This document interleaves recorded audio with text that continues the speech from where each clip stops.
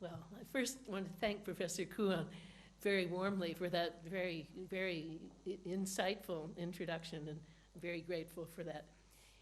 My career in philosophy may seem lacking in unity.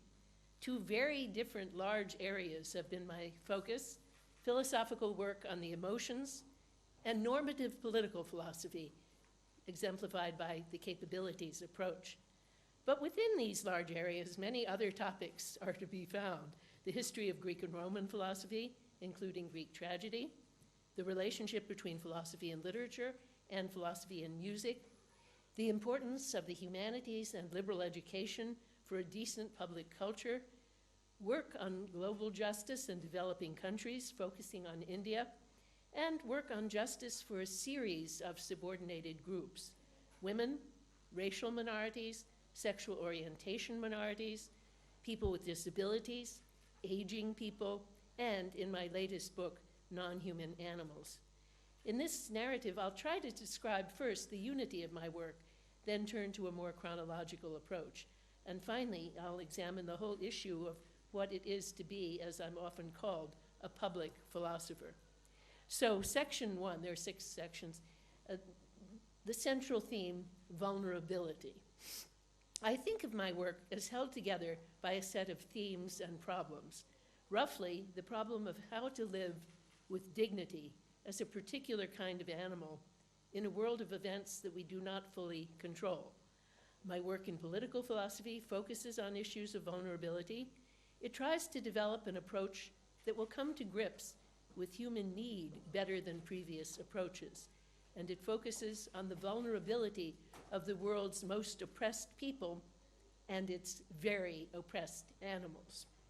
My presidential address to the American Philosophical Association argued that feminist political philosophy can correct traditional conceptions of human dignity and the dignity of reason by placing the facts of need and animality at the center of our conception of what it is to live with dignity. And the capabilities approach tries to use the needs of creatures for a wide range of human activities as the basis for a richer account of what development ought to deliver to people, and more recently to non-human animals. Once I've said this much, it will be possible to show why my work on the emotions is not actually at a distance from these political reflections. For emotions, as I conceive them, revolve around our investment in or attachment to things out there in the world that we do not control. Like the ancient Greek and Roman Stoics, I think of emotions as involving quite a lot of intelligence and selectivity, and I argue that the mental activity involved in emotion typically revolves around our intense needs for what the Greeks called external goods, or the goods of fortune. That is, people to love us, a safe environment, food, shelter, and so on. It's when we have invested such things with great importance that we feel fear when they're threatened, anger when somebody else assails them, grief at their loss, and so on. My largest book on the emotions, Upheavals of Thought, begins with an extended description of my mother's death, and I do this to bring home to the reader the sense of what it is to feel that your entire world depends on a person or event that is outside of you and that can be shattered in a moment by the actions of the world. So, need for external objects is the lens through which I approach both political issues and issues of philosophical psychology. Section 2, methodology, interdisciplinarity, but philosophy as the core. During my nearly 50 years of teaching and research, I've held appointments of one or another sort in the following departments: philosophy, classics, comparative literature, religious studies, gender studies, political science, law, and Southern Asian studies. It wouldn't be too surprising to find me at a meeting of the professional organizations connected with any of those fields. I also associate with economists quite a lot, both co-authoring and co-teaching, and economist Amartya Sen and I co-founded the Human Development and Capability Association, an interdisciplinary international association that pursues development issues. Literature and music also enter into my writing. When I prepare to write, I range even more widely, drawing on what psychologists, psychoanalysts, and anthropologists say about emotions, what biologists and scholars of animal behavior say about animals. As for credentials, I have an MA and a PhD in classical philology, but no degree in any other field, including philosophy. So what is my discipline? To me, the answer is clear. It is philosophy, the common link in all my work and in all my multiple appointments. It is as a philosopher that I study the classics. In gender studies, I teach feminist philosophy. In the law school, any philosophy course that anyone will listen to. In the US, I should add, law is a postgraduate field, and many outstanding undergraduate philosophy majors, given the job market, go on to law school after that. So these students mingle easily with philosophy PhD students. And my affiliation with South Asian studies simply records my ongoing fascination with India, which enters into my philosophical work on issues of global justice and women's equality in many ways. It has always been clear to me from a very early age that philosophy was where I wanted to be. In addition to having the most thrilling past imaginable and the wonderful works of Plato and Aristotle that have always enthralled me, I saw that the field, even in 1975 when I got my PhD, when it was much narrower than it is today, also contained then living intellectual giants like Bernard Williams, John Rawls, Stanley Cavell, Hilary Putnam, who defined its reach very broadly. I felt that this was the discipline that was really grappling with issues of ethical value at the deepest level. And I knew that the rigor and intellectual high standards of that discipline would push me in a way that no other field would. I've been a slightly peculiar philosopher, teaching a lot of books not usually found in philosophy curricula, from Euripides to Henry James to Ralph Ellison. I've incorporated into my teaching and writing a focus on actual conditions in the developing world that's rare even in political philosophy. Nor do I mind being a bit of a rebel. When I gave my presidential address to the American Philosophical Association, the comment I liked best from another feminist philosopher, for it was a feminist topic, was, "That was a kick-ass talk." So being a pious child of the profession is clearly not among my central aims. But I've always felt that even when I rebel against some dominant norms, I do so as a philosopher, with a philosopher's questions, in conversation with the tradition that begins with Socrates in the West, and that also includes non-Western thinkers whom I teach and who inspire me, such as Mohandas Gandhi and Rabindranath Tagore. As a woman, my stance toward this tradition, with its long history of turning misogynist prejudice into ethical norm, is always wary. Among the greats of the past, the only ones I'd like to have dinner with are John Stuart Mill, the topic of a good deal of my teaching and some of my writing, and Rabindranath Tagore, whose philosophical work and educational endeavors always had women's freedom at their heart. And I think a lot of the profession is insular in not learning from other nations and cultures. But I basically know what tradition I identify with, which forebears I feel happy conversing with as I walk along the lakeshore. Section 3, the beginning, ancient Greek and Roman philosophy. Now, let me approach my career from a more chronological perspective. After a brief time as a professional actress, acting in a repertory company devoted to performing ancient Greek tragedies, I went back to regular undergraduate school and shortly thereafter to graduate school in order to focus on ancient Greek and Roman philosophy and also the tragedies that are still very important to me. I wanted to establish that the tragic poets were philosophers in their own right, the job I attempted in my second book, The Fragility of Goodness. I began to study the classics because it seemed to me that major texts said things that were true and deep. I still believe that.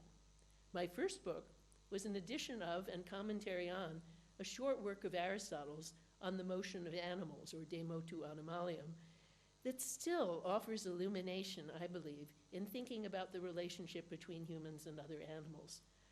I continue to supervise graduate students in ancient Greek and Roman philosophy, and Aristotle and Cicero are my frequent conversation partners, supplying illumination, or, as the case may be, interesting examples of error. Section 4, the intelligence of emotions. My early work on Greek ethics led me to engage shortly thereafter with the thought of the Hellenistic Epicureans and Stoics, the topic of my book, The Therapy of Desire. Here started my detailed work on the emotions. Having finished excavating the Stoic view with its promises and its problems, I wanted to write about emotion independently. Getting the opportunity to give the Gifford Lectures in Edinburgh, I gave them on that topic, my own emotion theory, with many Stoic ingredients.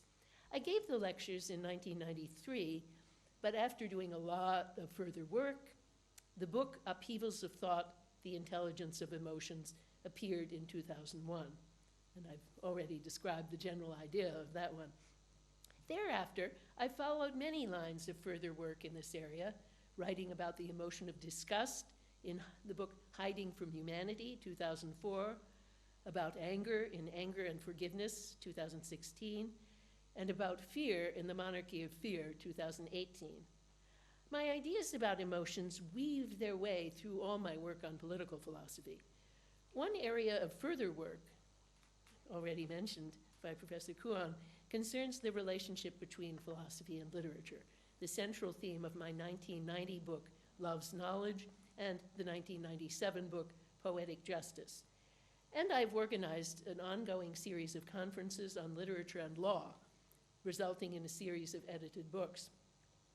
Because I'm an amateur musician, a singer, and a huge fan of opera and Western classical music, this love also enters into my writing and teaching. The chapters on Mahler in Upheavals of Thought, a class on opera that I regularly co-teach with Anthony Freud, CEO and General Director of Lyric Opera of Chicago, many program essays written for Lyric, and 2 new books on music that I'll discuss at the end of this talk. Section 5, Normative Political Philosophy, the Capabilities Approach. Up to around 1985, my work concerned ethics, but not political philosophy. Then my career took a major turn. The project in which I began this work was a project on the quality of life directed jointly by me and Amartya Sen at the World Institute for Development Economics Research in Helsinki, an institute connected with the United Nations University, which included scholars from all over the world, and it was dedicated to exploring new interdisciplinary approaches to the problems of developing countries. The project, which I dreamed up after my initial shock at the crudeness and unreflective narrowness of some of the normative approaches being put forward by the economists, was to develop the basics of the capabilities approach as a normative approach to development issues. And I'll describe it further in a short time. But the general thought was that we badly need a richer, more humanistic, more values-oriented approach to development and quality of life assessment if development is really going to be a normative concept, which means things are getting better.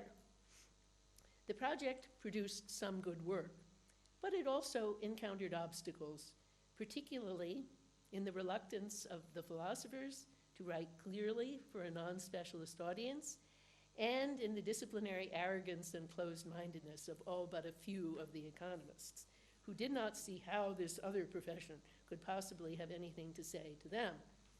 But I myself found myself and my work completely transformed. I had come to WIDER, that's the acronym of the institution, a relatively typical American moral and political philosopher, meaning that I didn't have much empirical information about the world outside the US and Europe, and next to none about the developing world. I found myself operating on a daily basis with people from all regions of the world. The problems set before me, women's hunger, illiteracy, and vulnerability to violence, were to some extent familiar, but also to some extent very new to me, at least in their urgency and their detail. Totally new to me were the cultures and nations that the Institute considered, and our project focused from the first on the nations of South Asia. Of the history and religions of that region, I was woefully and culpably ignorant. I did persist in my conviction that philosophy had a lot to tell development economists about normative concepts involved in the very idea of development. But I also saw that this conversation would be derailed from the very start if I did not humbly learn and inquire. So I poured through a lot of the development literature in economics and other social sciences, focusing particularly on literature that would give me empirical information about women's lives. I learned all I could from Sen's important work and related work. I read a good deal about the history and traditions of India, but I felt that all this was insufficient. For the edited volume, Women, Culture, and Development, Sen and I commissioned a field study of women's issues in India and Bangladesh.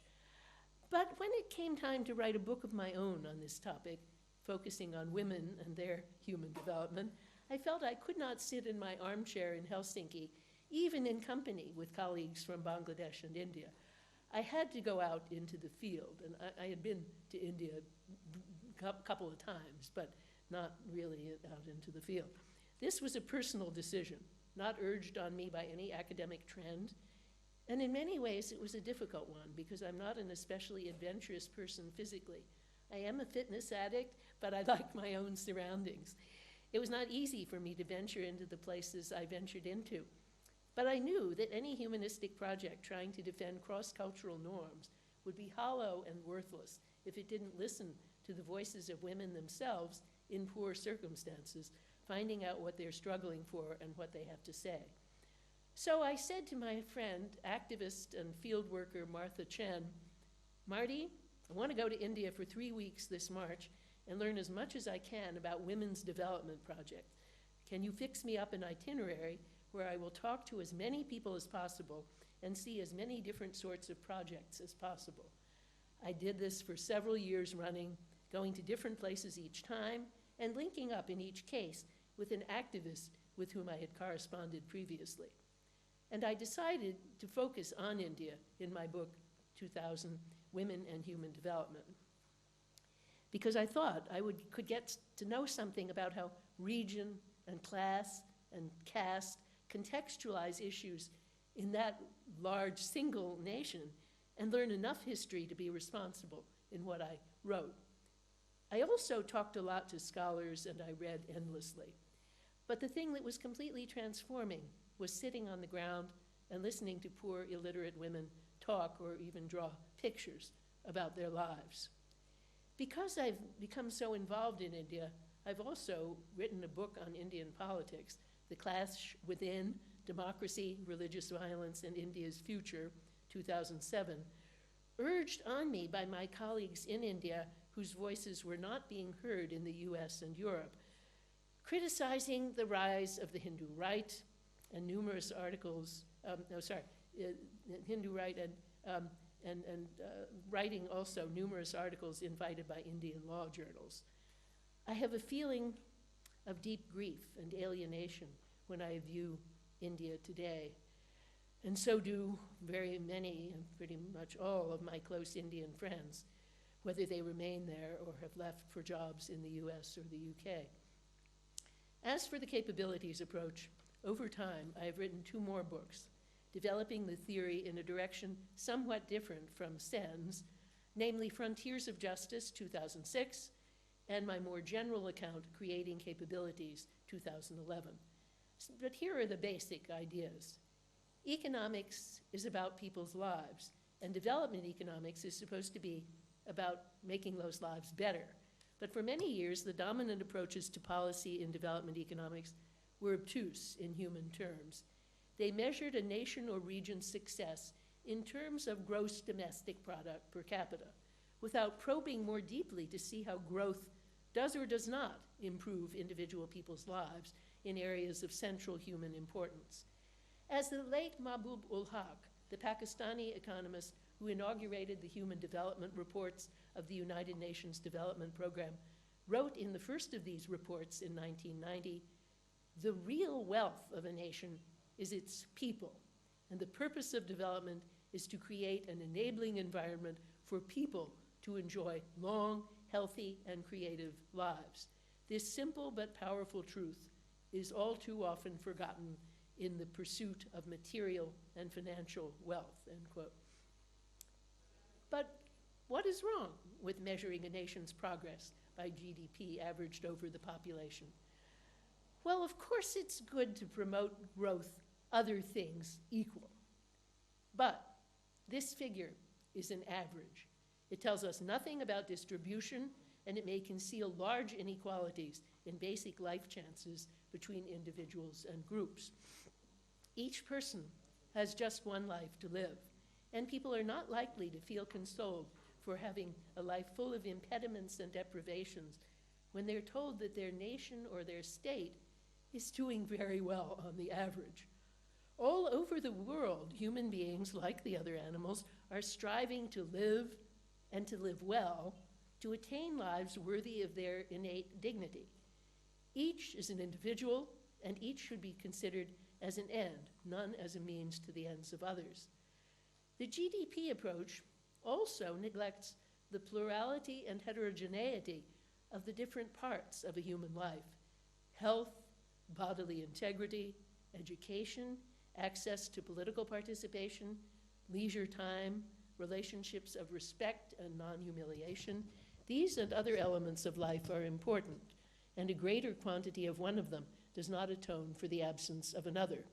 People are striving for a life that is plural and diverse, and governments need to pay attention to the different ends people have reason to value, which are not reducible to a single metric. Growth sometimes improves all these important things, but by no means always, and by no means evenly. One step up in terms of adequacy, we find another economic approach to development, one that's based on economic utilitarianism. Economic utilitarianism standardly strives to maximize the satisfaction of people's preferences, usually average rather than total satisfaction. This approach has 4 defects when we hold it up against people's actual strivings. First, like the GDP approach, it is an average, neglecting inequalities in distribution. So it can give very high marks to nations that tolerate huge inequalities. Second, again like GDP, it neglects the plural activities that people, and indeed other animals, strive to attain, treating activities as sources of a homogeneous state of satisfaction. Third, the utilitarian approach masks inequality in yet a further way. Under conditions of deprivation, people often form what are called adaptive preferences, preferences tailored to the low level people believe they can actually attain. This pernicious dynamic may cause people to feel satisfied with their subordination once it becomes habitual. Thus, the utilitarian approach can be the ally of an unjust status quo.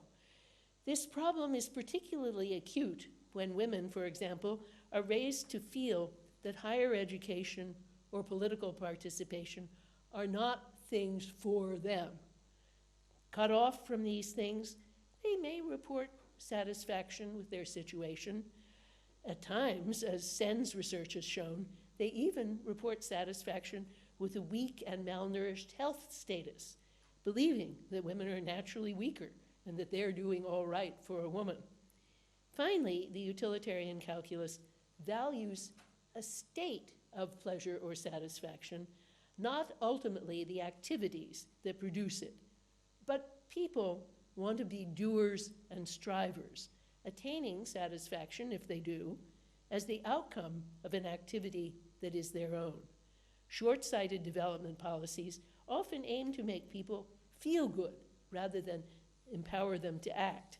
Such policies usually show an inadequate respect for poor people, treating them only as vessels of satisfaction rather than as full human beings actively shaping their lives. What we need in development policy is an approach that begins with the strivings of real people, an approach that defines achievement in terms of the opportunities of each person, regarding each as an end. Such an approach had better begin close to the ground, looking at life stories and the human meanings of policy changes for real people, asking in every area, what are people actually able to do and to be?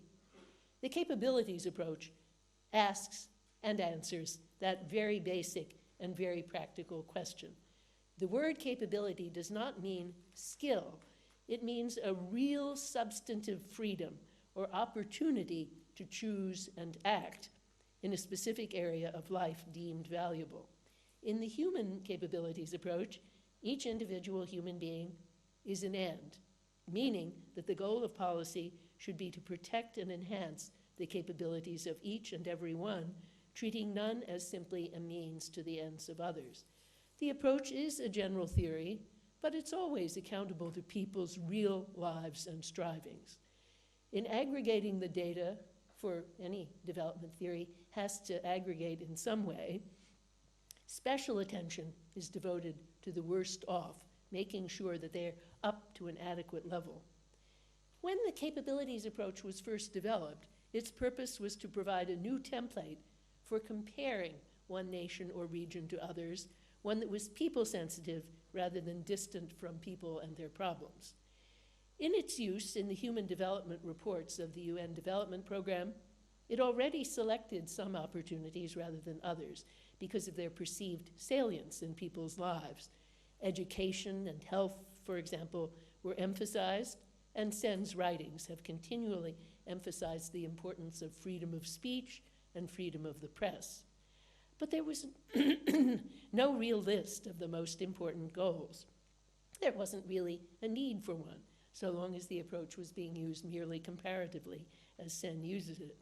But the minute we begin to ask what a decently just society will provide to all of its members, however, we do need to get definite about content in a humble and flexible way, but still making claims that could be enshrined in a nation's constitution, if it has a written constitution, or could be legally expressed in some other way if it does not. What does each and every person have a right to demand as a matter of basic minimal justice? My formulation of this template for fundamental entitlements takes the form of my well-known list of the central capabilities, which I would not bother you with reading out here.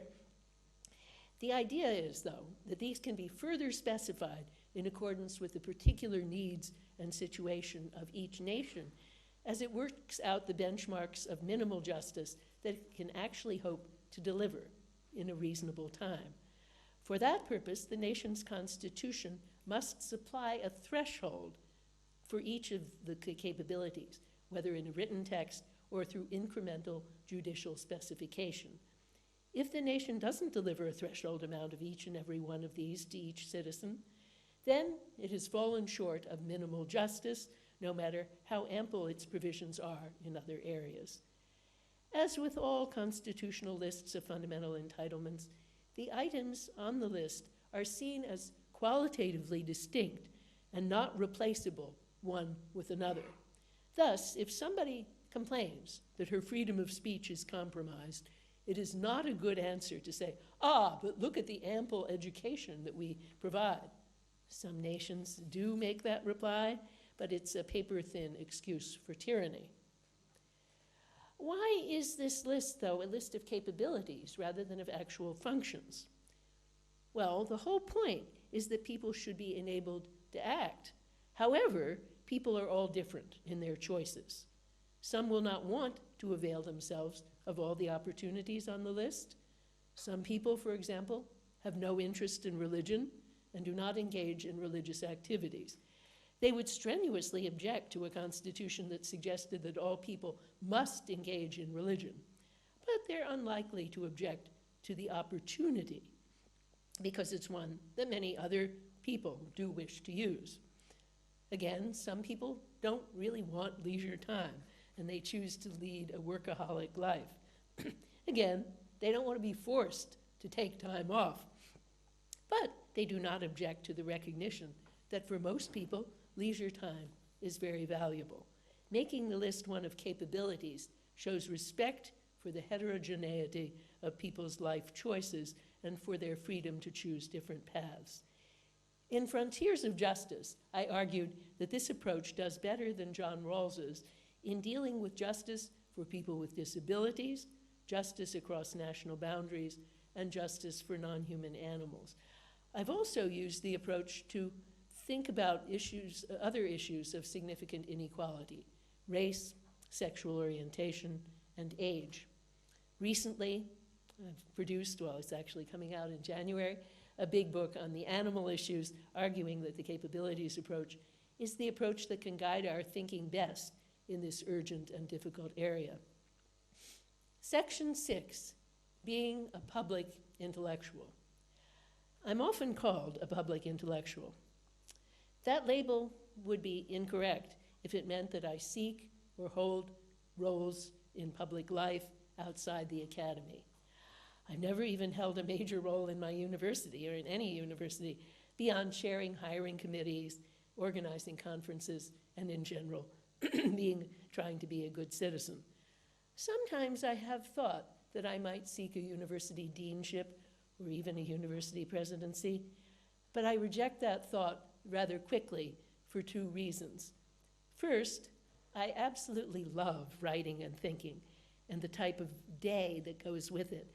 I love being able to choose what I work on when, and within the constraints of being a good teacher and colleague, being able to plan my time as I like. I would experience endless frustration in an administrative post, and for that reason, I would not do my job well. The second reason is that I'm very thin-skinned. It really upsets me when anyone thinks that I've behaved badly. It keeps me awake at night. But of course, however well a dean or president does her job, many people will think and say that she has acted badly. And you have to fire people from their jobs, something that has always been really, really hard for me, even in the context of employing workers in my home. But I do believe that philosophers have a responsibility to speak to the public and to serve the interests of the public. And I have some abilities in both writing and public speaking that suit me for such a role. I remember how early in my career, when I was invited to write for the New York Review of Books, I asked John Rawls, who was then my colleague, for advice. Should I do that? Rawls was an extremely shy man, and he had a speech impediment that made it impossible for him to go on TV or to give large public lectures. His writing is very clear, and it contains metaphors of lasting significance, such as the original position, the veil of ignorance. But for him, writing was slow and always focused on his one single large project. And I believe he would not have been able to create the wonderful work he did create if he had taken on book reviews and other such public texts. We had lunch in Bartley's Burger Cottage near the Harvard campus, a low-quality restaurant that I remember with some puzzlement. Why did he choose that restaurant? But he said to me there that philosophers have a duty to speak to the general public, so if you can do that, you must. Since that day, I have frequently written reviews for general interest periodicals, but I've also tried to cultivate a way of writing philosophy that is lucid and, I hope, occasionally eloquent, my aim being that anyone who makes the effort should be able to read my books. I insist always on high philosophical standards, so my colleagues are always my first readers and critics. I don't seek popularity as such, but I do love the experience when strangers write to me to say that my books have illuminated some struggle they've been waging with grief, with fear, with injustice in their own lives. That is true even of my densest and longest books, such as The Fragility of Goodness and Upheavals of Thought. But there are some books that I have written specifically in order to address a public issue or perform a service. I feel so incredibly lucky to be spending my life doing what I love best that from time to time I feel a need to put aside my own personal projects to perform some public service. My two books on liberal education, Cultivating Humanity and Not-for-Profit, Why Democracy Needs the Humanities, are such books. The first addressed a heated controversy in the United States over the inclusion of new topics such as women's studies and race studies in the liberal arts undergraduate curriculum. Conservatives were urging a return to a curriculum based on a list of great books of the Western tradition. Defenders of the new studies were typically defending them in terms of identity politics. I, by contrast to both, defended certain reforms as ways of cultivating responsible citizenship for all. That book, published in 1997, was primarily US focused, but as time went on, the debate shifted in an ominous direction, and the whole idea of a humanistic liberal education was coming under attack, not only in the US, but in most nations I knew anything about. Seen as a type of useless luxury, this liberal education was rapidly being replaced by technical education aimed at national economic gain. So I wrote a different type of book, defending the humanities, including philosophy, history, and literature and the arts, as essential for responsible citizenship. The book Not-for-Profit, Why Democracy Needs the Humanities, 2010. This is the book of mine that has sold by far the most copies, around 60,000 to date, and has been translated into the most languages, 25 by now. It's astonishing to me. Several other books of mine have this public nature. In all these public books, I try to do my best work as a philosopher, so that is non-negotiable. But the public books are usually shorter, crisper, and written with an eye to what a general audience needs to know. Justice for Animals is, in fact, quite a long book and philosophically ambitious, but because I think the issues are so urgent and I really want to change people's minds, I've devoted a lot of attention to my writing, both to clarity and to the use of vivid examples. With my background as an actress, I also enjoy public speaking, and I'm often sought out to lecture to large audiences. Especially with not-for-profit, I got a huge number of invitations from institutions where the humanities felt threatened and faculty wanted my help in fighting their battle. I was initially annoyed because I wrote the book precisely so that I would not have to keep going around and lecturing on this topic. But people kept telling me that they wanted their dean or their provost or their donors to hear me speak because those important figures would never have time to actually read my book, but a 1-hour lecture was just about what they could do. Well, that was okay with me, but the kind of lecturing that I really love can be illustrated by my trip in late September of this year to a small liberal arts college in Wisconsin to lecture on animal rights. It was my first in-person big public lecture since COVID, and it surpassed all my expectations. A former graduate student of mine teaches in the philosophy department there, and he had really energized the undergraduates. So I encountered not only a packed auditorium, but within that, a group of the most idealistic, excellent, and passionate young women, because it just turned out that all the philosophy majors in that college were women, for reasons that are complicated, but I won't go into them here. But anyway, they showed me the wonderful teaching that my former student had given them and the vistas in their lives that he had been able to open up. It was really thrilling. So that, too, is public philosophy and one of my favorite kinds. Last and seventh section, what's next? Well, of course, that's a question nobody can answer, certainly not somebody my age. However, I'm blessed to live in a country that does not have the baneful practice of compulsory retirement, which I have criticized in the book on aging that I co-authored with my colleague and friend Saul Levmore. So I continue to teach full-time and to love my involvement. If I ever did retire, it would be in order to write more, but I already write a lot. After the Animals book, I have 2 books under contract, both about music. One, which is about halfway done, is about Benjamin Britten's War Requiem and how music can help us think and have productive emotions about war and peace. The other is about the relationship between Mozart's operas and Enlightenment values, continuing with a set of later operas that take up aspects of what I refer to as the Mozartian project, including Beethoven's Fidelio, Verdi's Don Carlos, and Britten's Peter Grimes. It's going to be called The Republic of Love, as a kind of anti-book to The Monarchy of Fear. My many program essays for lyric opera have prepared me to write this book, but it will be a connected argument, not just a collection of essays. Then there's a book that I hope to write about ancient Greek tragedy and what various philosophers through the ages have made of its philosophical significance. It's a course that I've taught several times, juxtaposed and interwoven with the story of a real tragedy, the premature death of my daughter Rachel of a drug-resistant fungal infection at the age of 47.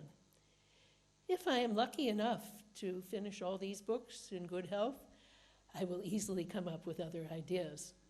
What a wonderful life, and how grateful I am to all those who have made it possible. Thank you.